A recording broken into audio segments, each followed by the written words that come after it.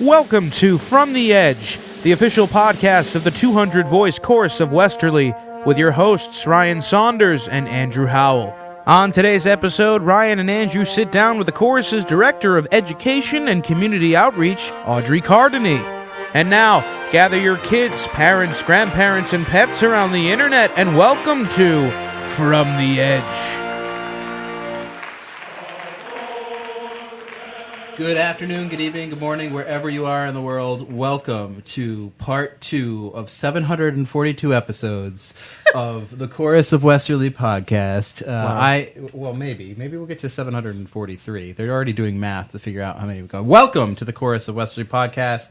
The second version of this, they're letting us back on the internet after we paid our dues. Unbelievable. I'm Ryan Saunders, Executive Director of the Chorus, here with Mr. Andrew Howell. Hello, good to be here. Fresh off the plane from Ireland and England. Oh, yeah. They let him back home after a trip to Bangor, Maine in between.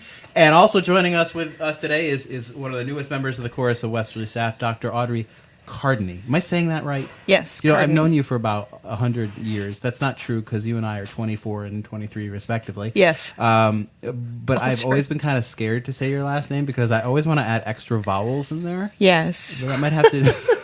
It's Cardany. Cardany. What was your maiden name? Burger. Burger is very easy for me to remember. Yes, but the jokes for Burger are more. There are more of them. Burger so. is Burger. Is that German? Is that? Yeah. There you go. See, that's all. I was trying to figure out if it was the burger spelled like the hamburger or the burger like in German, because they'd spell it with an E. B-E-R-G-E-R. Anyway, true. So we're having All our true. witty banter. So we're going to... Check that off the list. Check All that right, off that the was list. it. End of the witty banter. Witty banter here. So we're going to talk with Audrey a little bit more, get to know more than her name and how to pronounce things in a little while. But Andrew, here we are. It's now February. It's still February. Since we lots last and did a lots podcast, of snow. I think we've gotten 85 inches of snow. At least. And you've been away. You've been away for the last 2 weeks. Where I went off to Ireland for 11 days. Ireland and England, went for a family wedding and got to see a lot of people I haven't seen in a while. My mom is one of 8 kids, so I've got like 1,000 cousins over there that I never get to see, and so they all got to meet my kids for the first time, which was very nice. Is your mom Irish or English? She is Irish, but they moved to England when she was 9 years old. Oh. Yeah. Now, rumor has it that you found your way to London and you got to ride the subway, and I hear your daughter Sadie loves the subway, or the tube. She does. She loves the tube, absolutely. But yeah. then rumor has it you made it all the way to Oxford. We went to Oxford, yeah. We took a day trip, and we saw John Tafone, who is studying the semester in Oxford, and he's doing very well.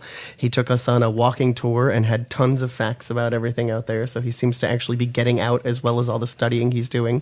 It is a very interesting system how they study over there. He was telling me about how you just have one-on-ones once a week or a couple of times over the semester, and then you just literally read an entire library and write massive papers in between all of these meetings, and then they just judge you when you come back. So And John Tafone is one of our Yes, former John choristers. Tafone is an alumni of the chorus Right. who has been helping us with 12th Night orchestration over the last few years.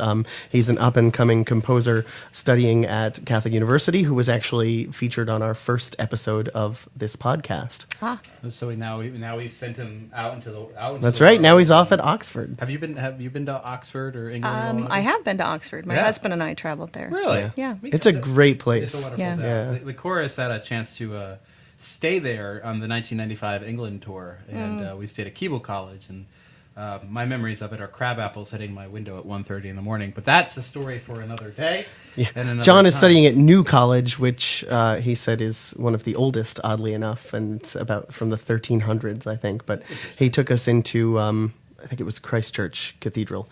Beautiful, amazing acoustics in there. All of those chapels are just absolutely gorgeous. Such an incredible, rich tradition that they have. You don't always think of Oxford when you think of the English choral tradition, because the colleges in Cambridge seem to be... Right, Cambridge overshadows it. Yet you have plenty of recording choirs. I mean, the college, New College, Oxford Choir has a bunch of recordings available. Yeah, that's very... I mean, we've of course is a very large Anglo connection. In fact, we were just talking before we went on the air. I don't know if you go on the air when you're on a podcast, but before we put our tuxedos on to talk about things. That we have a guest group. We're booking next season. We'll talk a little bit about the seasons coming up a little later, but we've booked one of our guest groups for next season, and it's a group called Stila Antico, which started out of Cambridge, but it's a bunch of young singers, and they're all choral scholars actually in Cambridge or Oxford, but a lot of them from Trinity Choir. The Trinity who College studied Choir under Richard Marlowe. Richard Marlowe in Cambridge, and they're going to come next January, so you get to hear some of those Fabulous group. ensembles. And truth be told, maybe this is a terrible negotiation tactic, is that the Trinity College itself is touring next September. We're trying to find a way to get them to come here. Not that they wouldn't, but you have certain elements that you got to take care of, routing being a big one, and fees and things like that. But we're hoping That would we'll be have a good season. a good season ahead for next year. And really, we're not anywhere close to being done with this season this year. And we have a March concert coming up in just a few weeks on March 15th. You think I would be better prepared and know exactly if that's the right date or not? But we'll figure that out by the end of the podcast. And then, of course, we have in May, we're going to be doing the Jenkins Gloria, which is a crazy work. And not bad, crazy in a good way, and Crazy like a fox. Crazy like a fox, and the Foray Requiem, which is probably much more well known, and this and that. So, are you excited? And now, Andrew, we have just a short bit until we take our pause in this segment here. But can you tell us quickly about what this March concert is going to be? Sure, yeah. So the program, just very quickly, is based around 3 somewhat larger works, each about 15 minutes or so. One of them is the very famous English composer John Rutter. He wrote a set of madrigals for George Shearing's birthday, and they are all based on Shakespeare poetry, and they're very jazzy choral works for chorus and piano. The next piece is a piece by Ola Yelo called The Dark Night of the Soul, which is an almost cinematic piece of music for chorus and string quartet and piano. And then the incredible American composer Leonard Bernstein's Chichester Psalms, which is one of Ryan's favorite pieces. So that'll be an exciting one for us to get on the program for you. Absolutely. Well, we're going to take a quick break right here. Hear a little advertisement for this concert. We'll come on back, and Andrew will talk to us. I'm going to ask Andrew some questions about Chichester in particular. We'll figure that all out. Oh, the bells are ringing too. We'll be right back.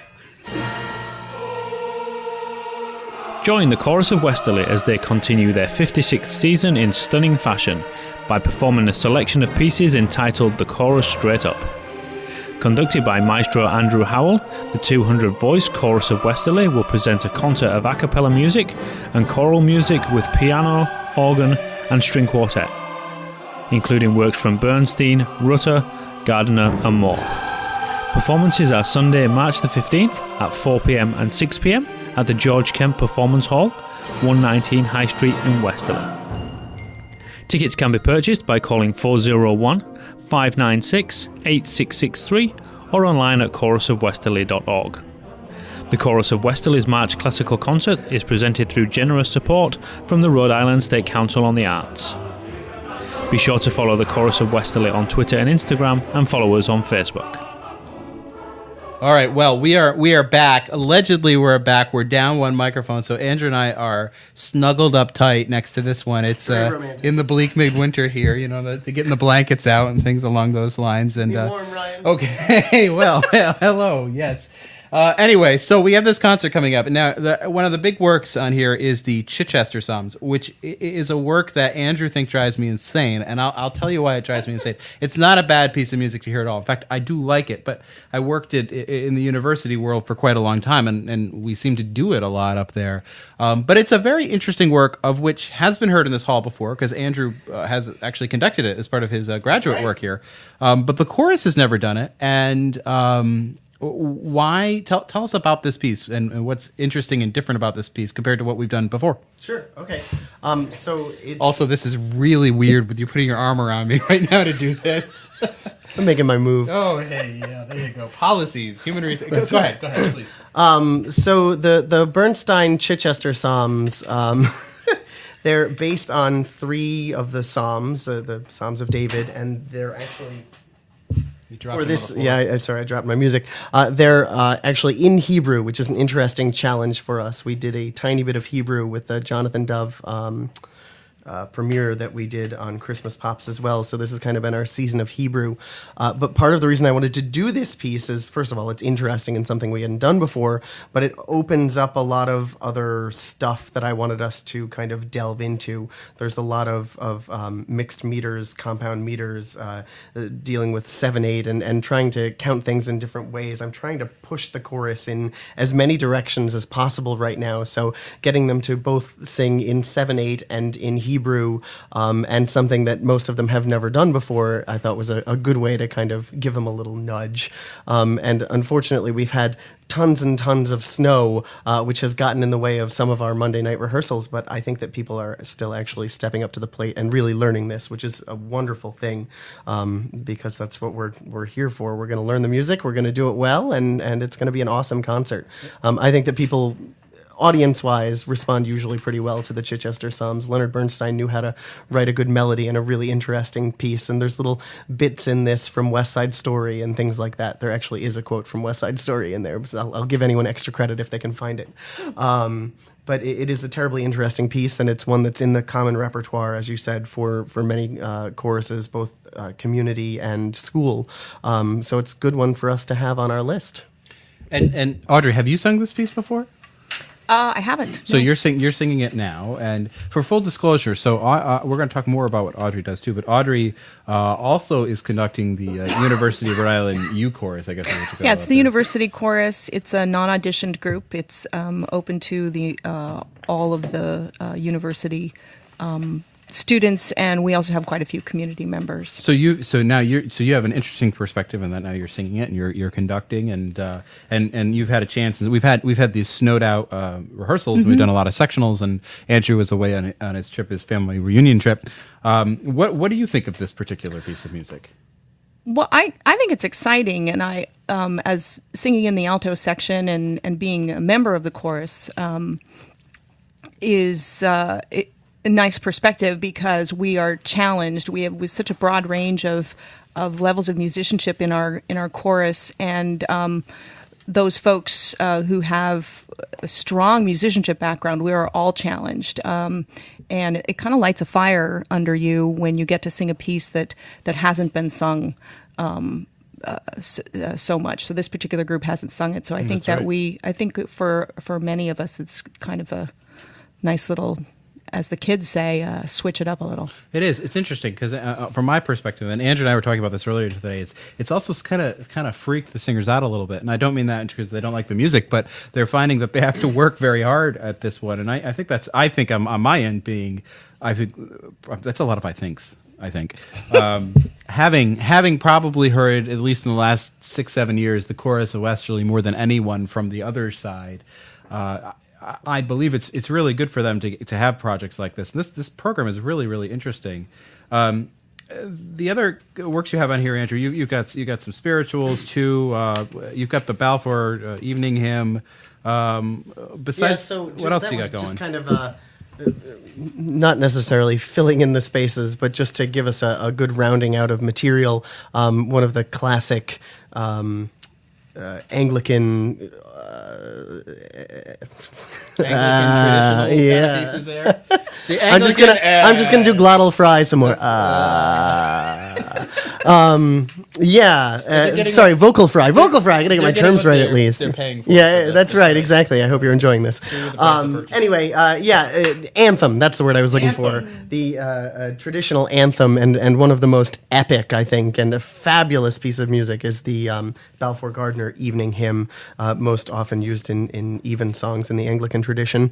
Another piece that the Chorus of Westerly has never done before, the Biebel Ave Maria, which everyone keeps saying is the Bieber Ave Maria. That would be instead awesome. of Biebel. Justin Bieber, it's time for you to write an Ave Maria. Yeah, good luck with that. Could you imagine the music video for that? I don't want to. That I do. I mean, that would be awesome. In fact, if anyone's got this idea out there in Cyberland, all three of you that listen to the podcast, thank you for that. Thank you.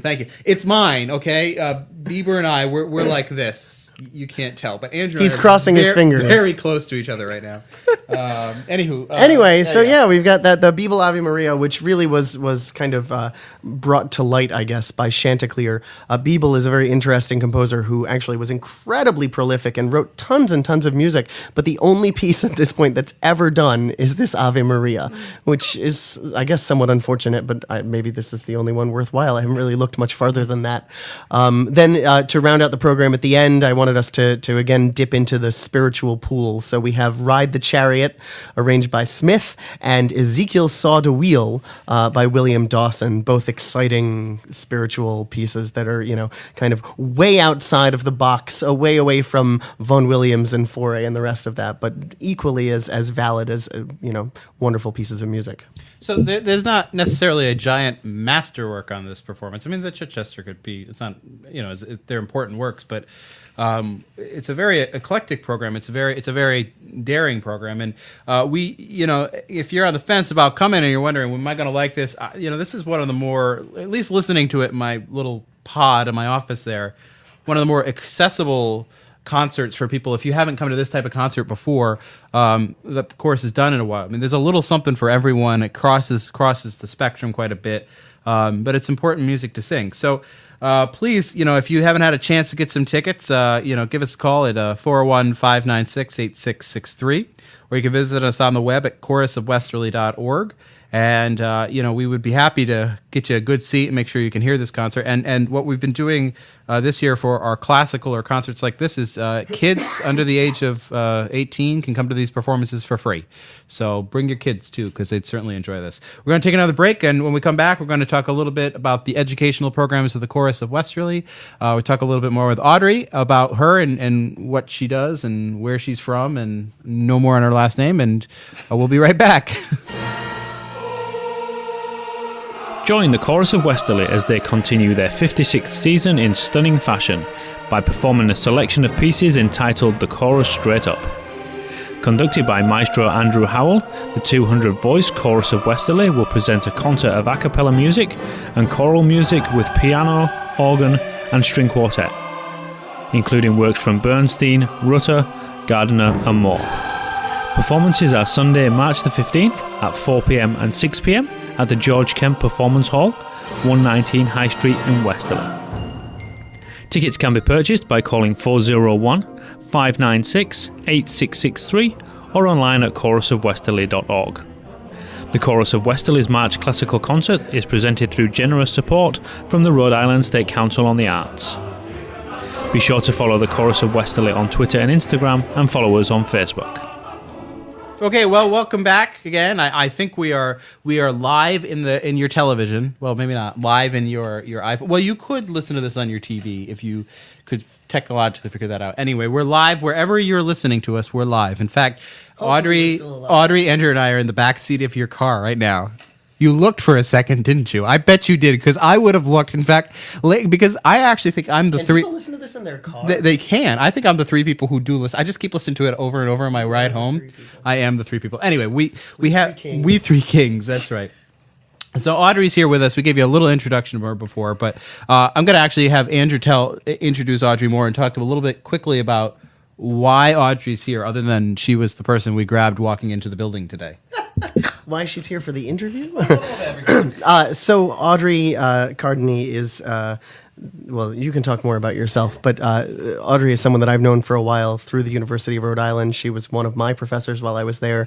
She's an absolutely brilliant educator, and she is someone who sang in the chorus, so she knows the organization.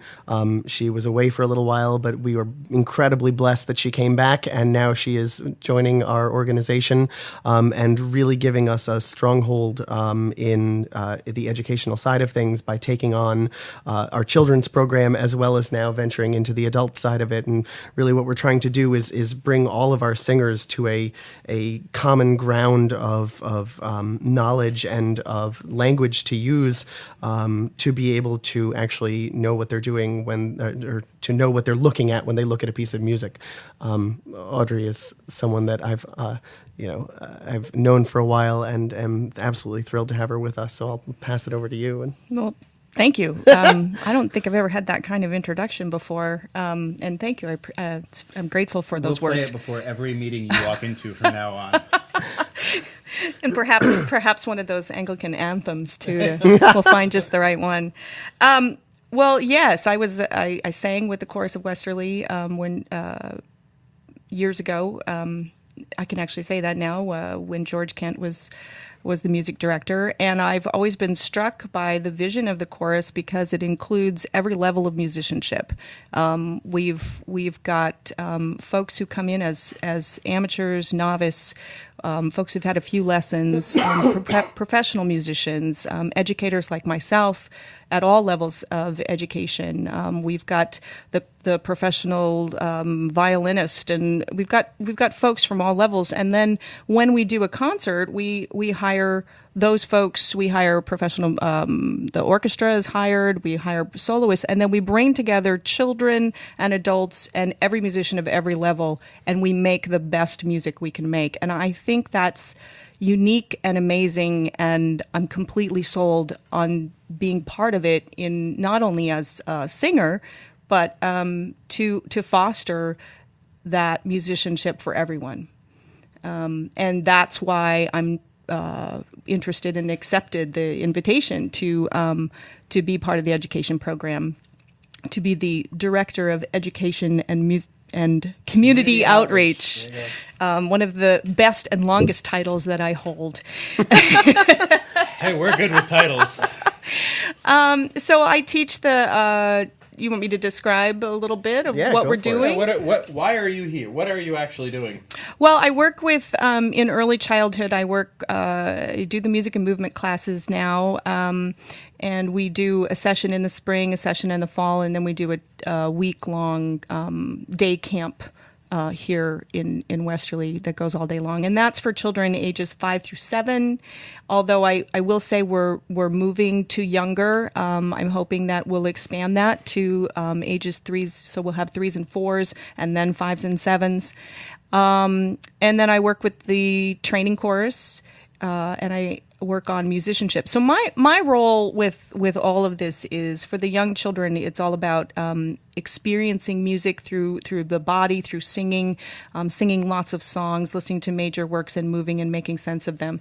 With the chorus children, I'm working on their musicianship skills. I'm working on their reading skills. We work with solfege. We read songs. We play games, and then we make sense out of it, and then we connect it to the repertoire. We've just recently started adding a musicianship component to the rehearsals with the adults, and I'm still developing how that's going to work out. And somebody asked me if I made this stuff up, which is one of my favorite comments. My favorite questions is, did you, is this your, did you make this up? You should take credit for it completely. I really wish I could. Well, it was you or Justin Bieber. Yes, me and Justin Bieber. So the pedagogy that I follow comes from Zoltán Kodály, who's a Hungarian composer, was a Hungarian composer. And it's his philosophy that music belongs to everyone. Music being not just having the right to listen to music and love music and have access to music, but to be a music maker, to have the ability to sing and to read and understand and think in musical sounds. And everyone ought to have the right to be a musician in the same way that we have a right to learn our own language. So that's where it starts, and many of the techniques and the activities stem from that philosophy. So I wish I made it up, but it wasn't me. Well, you have to execute it. So if I'm just listening for the first time, the basis of a lot of what you're doing is solfege. What is that? Solfege, it's a solmization syllable. It comes from syllables that are used to identify pitches. Yeah. And so there are several different kinds of solfege systems that are used. If we were in Italy, we might say solfeggio. The tradition that I used through the Kodály methodology, I typically will use the term solfa. So solfege is, go back to go back to The Sound of Music, doe, a deer, a female deer, so on. I would sing the whole thing, but that might take up the rest of the podcast. Well, that could be the next episode. Well, I hear Lady Audrey sings Gaga the already hits. took over from last night, so it's not about me anymore. I don't know where that came from. Anyway, so do, re, mi, fa, sol, la, ti, do. That's the basis of the syllables. But the syllables, it's not knowing the syllable. It's connecting the syllable to the pitch and knowing that from one syllable to another sounds like this. It's an anchor, really. It's a bridge from musical understanding that of hearing it and remembering it, pitch memory, and then using the syllable to understand it, which brings you to something that Ed Gordon, a music educator, calls audiation, which means being able to think in sound. So there's a lot more to it than just knowing Ray, a drop of golden sun. So it's really, in many ways, I mean, what you, Andrew, and Audrey are doing here is, or this program has been, it's taking the core of what was the chorus of Westerly in terms of performance and rehearsal and strengthening that, giving all the singers a much broader musical training and vocabulary and skill set. I mean, that's the goal with this, right? It is the goal, yeah. Yes. You said it so well, I didn't feel I needed to add any more words, but that's absolutely the goal. On the adult side, it really is trying to get a common language to use so that we can open up a piece of music and say, all right, let's take this section here and read it through on solfege and have everyone be able to do that. Or say, here, let's read it on numbers. In other words, count singing. So 1 and 2 and 3 and a 1 and 2 and 3 and a, or whatever it is. But just using those tools. But first we have to get everyone on the same page in order to be able to do that. It's just further resources for us to better our music making. Mm-hmm. Well, and this is all, I mean, really all of what you're hearing here is about some of the really dramatic expansion in terms of education and offerings we've been doing with the chorus here. And we have run out of time for this week, but in our next podcast, we're going to tell you a little bit more about, we'll make sure we have another education component to it to tell you how we're about to reach into the schools with our training choir program, which we're going to be piloting this spring up at State Street. So there's a lot of interesting things that are about to happen up there in our local school systems. And but please get tickets to this concert if you haven't already. chorusofwesterly.org. Everything you've heard on here was made up from our heads, and we don't claim copyrights on anything. Feel free to publish on anything you want. Listen, Behind the Glass, Ben and Dave. I don't know. You feel like you should have a disclaimer. Whatever. I need to give Dave material for future things going on. Love you all. Have a great winter. It's spring is. Have a great winter. Spring is close enough. See you later. Hopefully. No more snow. Thank you all. Bye.